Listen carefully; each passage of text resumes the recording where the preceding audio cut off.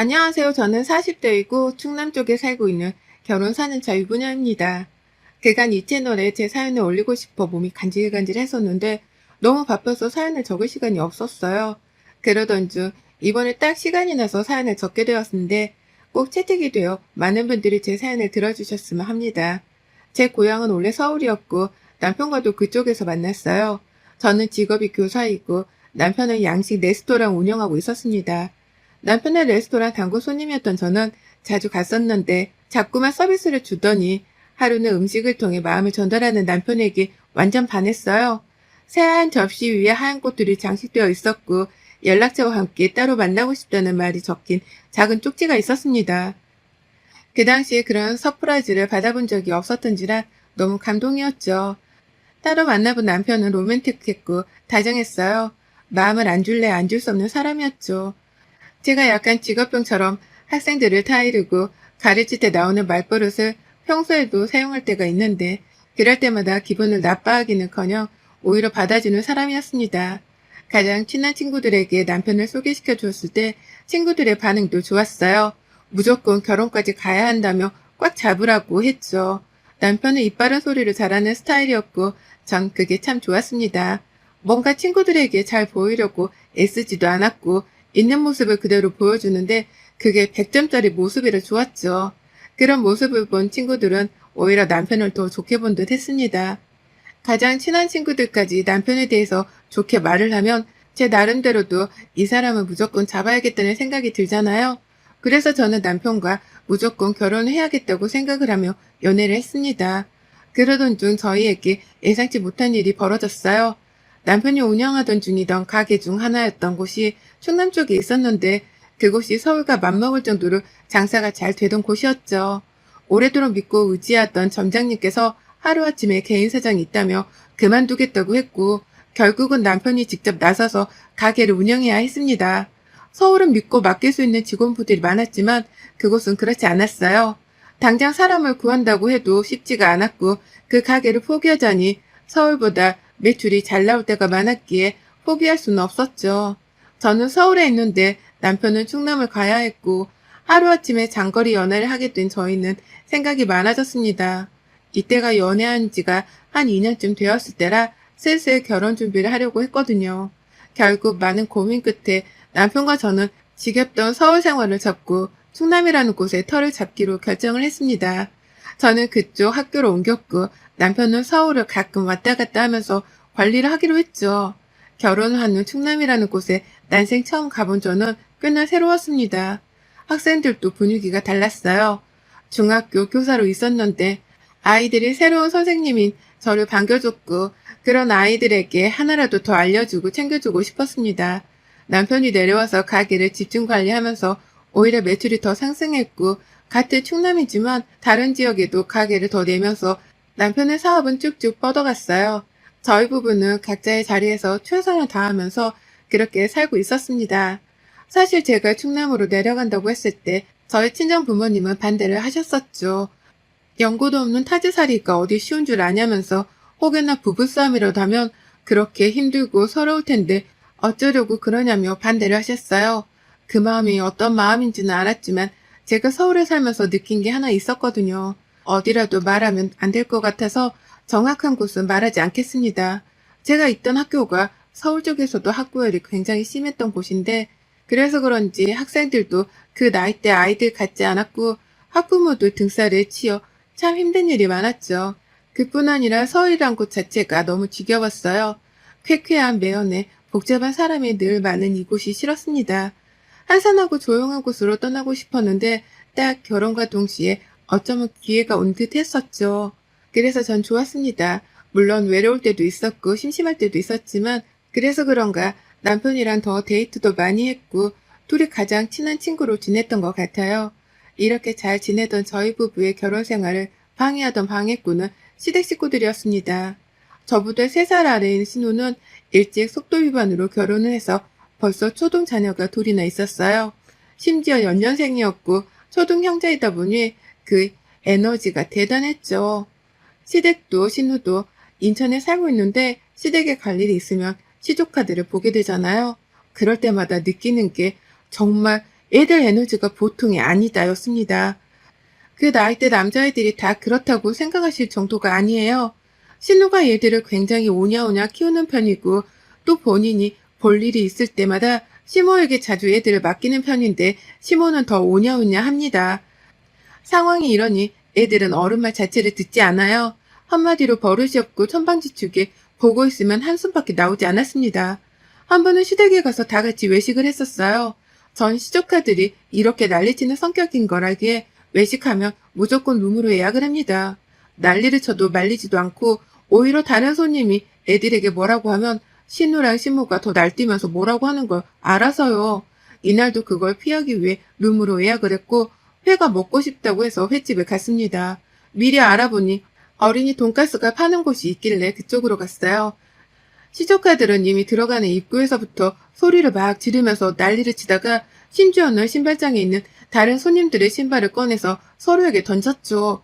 그러다 결국 그 신발을 맞은 둘째가 악을 쓰며 울었어요. 이걸 본 제가 신우에게 말했습니다. 아가씨, 애들 좀 말려봐요. 손님들 신발을 이렇게 다 던지는데 물어내라고 하면 어쩌려고 그래요?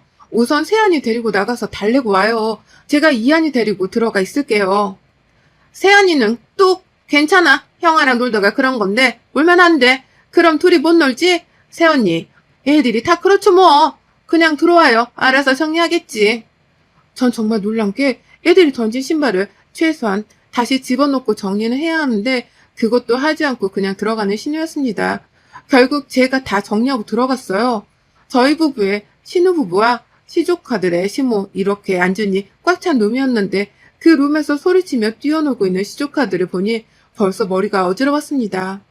저러다 사고 나겠다 싶었는데 아니나 다를까 문 열고 들어오던 직원분과 부딪혀서 물통이 다 쏟아졌죠. 컵은 종이컵이라 누가 다치지는 않았는데 저도 모르게 죄송하다며 급히 물을 닦았습니다. 그런데 신우는 직원에게 오히려 소리치며 말했어요. 저기요, 여기 애들 들어간 거 봤으면 조심해야 하는 거 아니에요? 그 컵이 유리여서 우리 애들 다치기라도 했으면 어쩔 뻔했어요? 아유, 어린애도 아니고 다 큰 애들인데 이렇게 뛰고 있을 줄 알았겠어요? 당연히 앉아있을 줄 알았죠. 뭐라고요? 여기 뭐야? 손님한테 뭐 저딴 식으로 말을 하고 있어? 지금 장난쳐요? 사장 오라고 해요.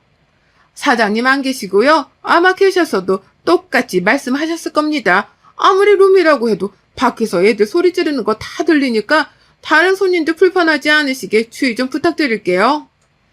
신우의 지적에 직원은 오히려 시원하게 받아쳤고 잘했다 싶었죠. 그러나 직원의 태도에 기분이 제대로 상해버린 신우는 하나부터 열까지 트집을 잡았어요.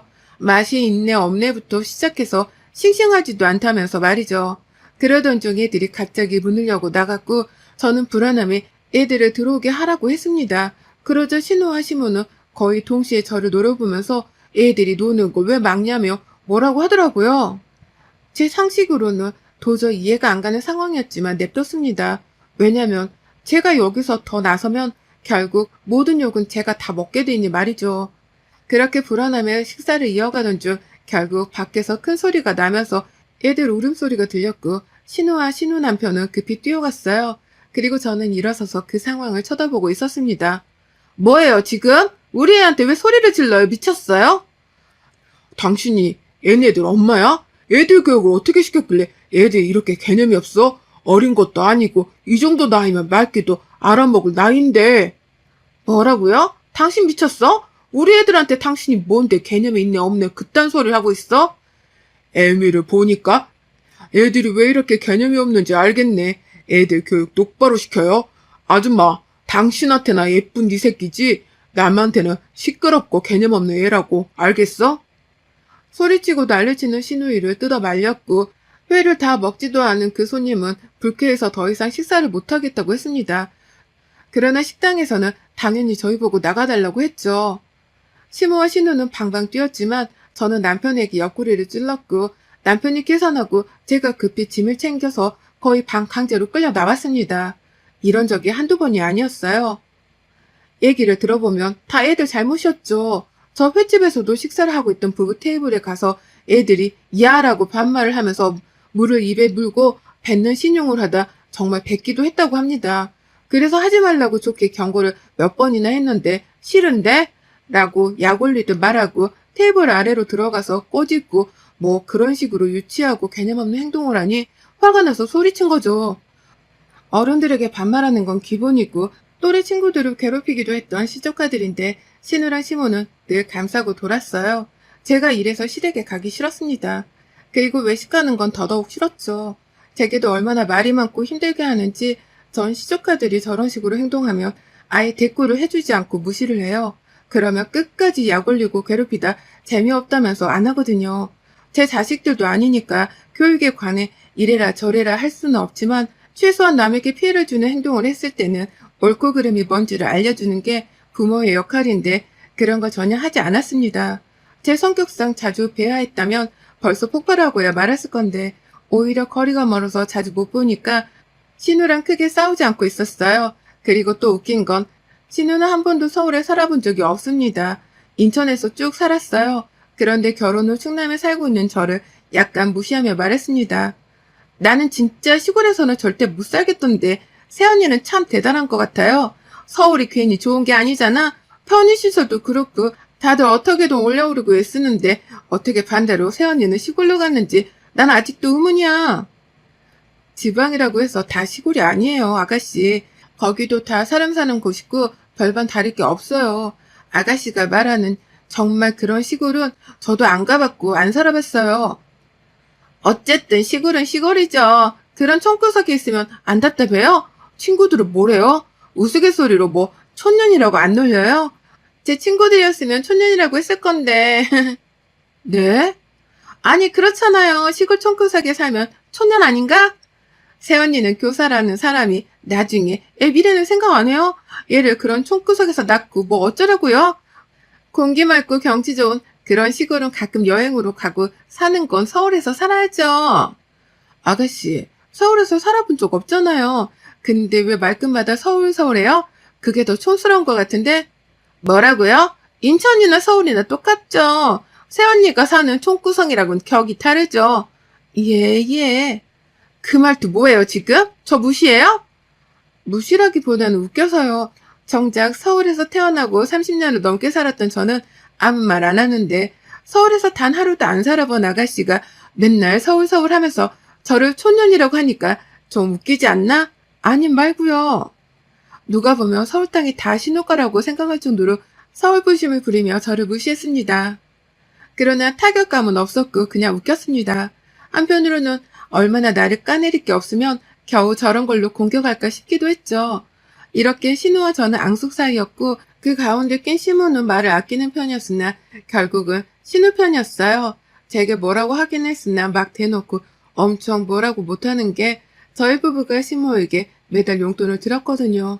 역시 현금이 최고라고 용돈을 드리니 자주 안 가도 연락을 자주 안 해도 뭐라고 하진 않으셨습니다. 남편은 늘 제 편을 들어줬고 제가 나서지 말라고 했어요. 정말 나서야 할 때나 말할 테니 그때 나서고 그 외에는 절대 아무 말도 하지 말라고 했죠. 그래서 정말 아무 말도 하지 않고 늘 묵묵히 곁을 지켜주며 눈으로 욕해줬어요. 그러던 중 평소에 별로 연락도 하지 않던 사이인 신우가 먼저 전화가 왔습니다. 뭔가 느낌이 서늘했지만 받았어요. 새언니 저예요. 별일 없이 잘 지내고 있죠? 네, 무슨 일 있어요? 뭐 꼭 무슨 일이 있어야 전화하나요? 그냥 뭐 새언니 잘 지내나 궁금해서 해봤죠. 부탁할 게 있나 봐요? 새언니는 그냥 돗자리를 펴요. 어쩜 그렇게 촉이 좋대? 나 지금 온몸에 닭살 돋았잖아. 정말 대박이다. 뭔데요? 언니네 학교 여름방학이 다 다음 주 맞죠? 네, 근데 왜요? 아니, 생각해보니까 숙모가 유능한 교사인데 애들이 뭐하러 학원 가나 싶어서요. 우리 애들 방학 동안 언니네 보낼 테니까 공부도 알려주고 그 시골 동네에서 자연 체험인가 뭔가 그런 것 좀 해줘요. 아가씨, 지금 그걸 말이라고 해요?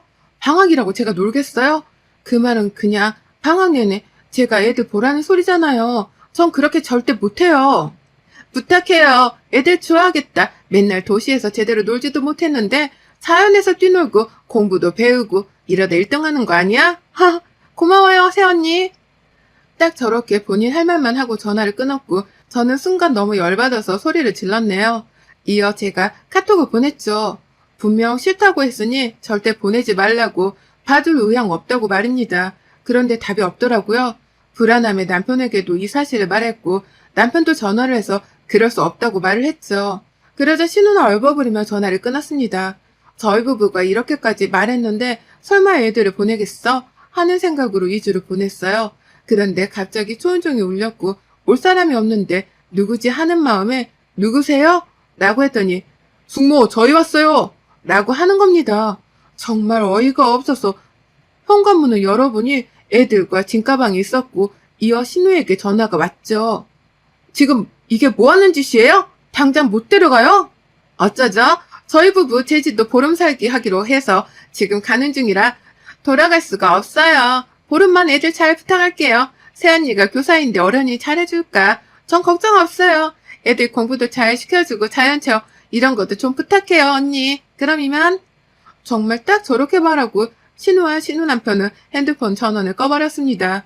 미치고 팔짝 뛰기 세웠는데 시조카들은 순식간에 집안을 난장판으로 만들었고 미친 듯이 뛰어다녔죠. 그 결과 아래층에서는 결국 시끄럽다며 올라왔고 정말 죄송하다고 여러 차례 말씀드렸어요.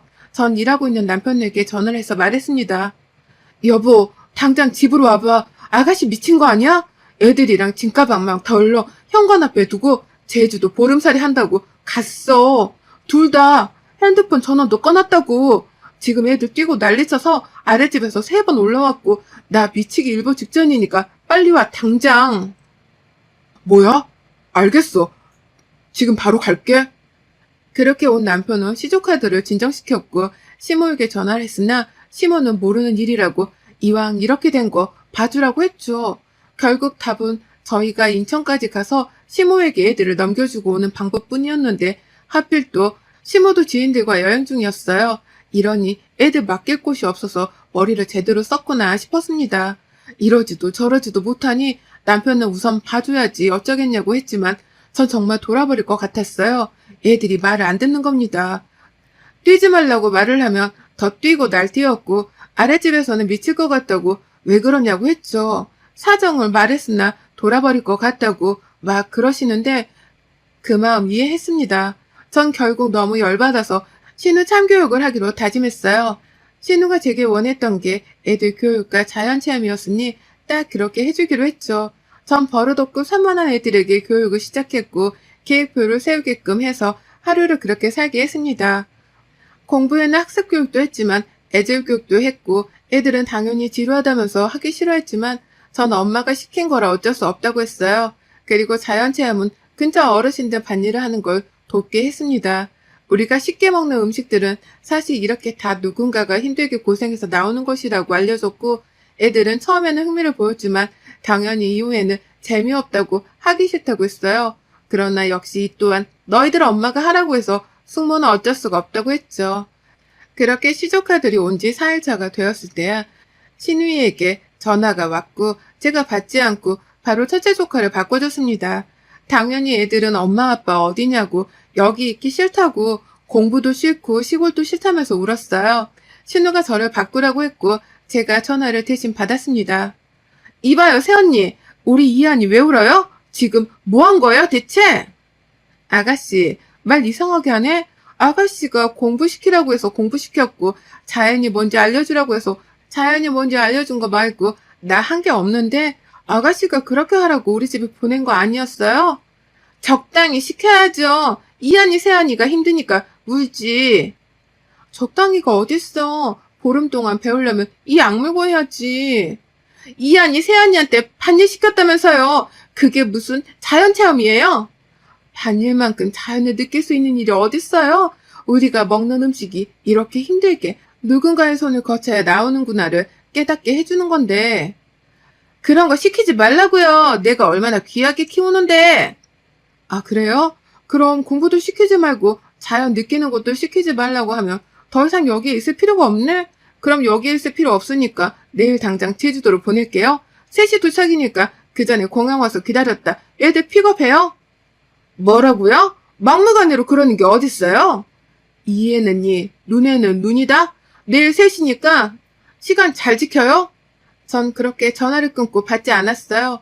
그리고 다음날 애들을 제주도로 보냈습니다. 당연히 제가 함께 갈 수는 없었기에 방법을 찾았죠. 보니까 승무원을 통해서 애들이 부모를 만날 때까지 보호해주며 동행하는 서비스가 있어서 그걸 이용했습니다. 애들은 그렇게 보냈고 그 이후 신우는 저 때문에 휴가를 망쳤다고 이를 갈고 저를 괴롭혔어요. 시무를 이용해서 뚝하면 시댁 호출을 했으나 가뿐히 무시를 했고 그러던 중 하루는 시댁에 정말 가야 해서 갔죠. 그랬더니 신우가 제게 이거 해라 저거 해라 명령질을 하길래 아가씨 너가 직접 하라고 했습니다. 그 말을 듣고 신우가 제게 야라고 소리를 쳤고 저는 더 크게 왜라고 했더니 제 머리채를 잡고 흔들더군요. 그래서 전 신우 정강이를 확 발로 차버리고 머리채를 확 쥐어뜯었고 힘으로 져버린 신우는 바닥에 주저앉아서 엉엉 울었습니다. 아가씨는 내가 착해 보이나 봐. 정도를 모르고 선을 넘네. 한 번만 더 까불어봐. 그때는 머리를 아예 다 뽑아버릴 테니까. 그리고 어머님도 애매하게 아가씨랑 제 사이에서 저 힘들게 하지 마세요. 자꾸 그러시면 용돈이고 뭐고 다 끊고 그냥 이 사람이랑 조용히 둘이 살던가 아니면 이 사람도 반납해 버릴 거니까요. 나서라고 하지 않았기에 역시 말 잘 듣는 남편은 조용히 지켜봤고 제가 다치지 않도록만 해줬습니다. 그리고 그 이후 신우와 시모는 제 눈치를 보며 살고 있어요. 특히 신우는 저를 아주 어려워한답니다. 이럴 줄 알았으면 4년이나 참지 말고 진작에 머리채를 쥐어 뜯어버릴 걸 그랬나 봐요. 여러분의 생각은 댓글로 남겨주세요. 오늘도 시청해주셔서 정말 감사합니다.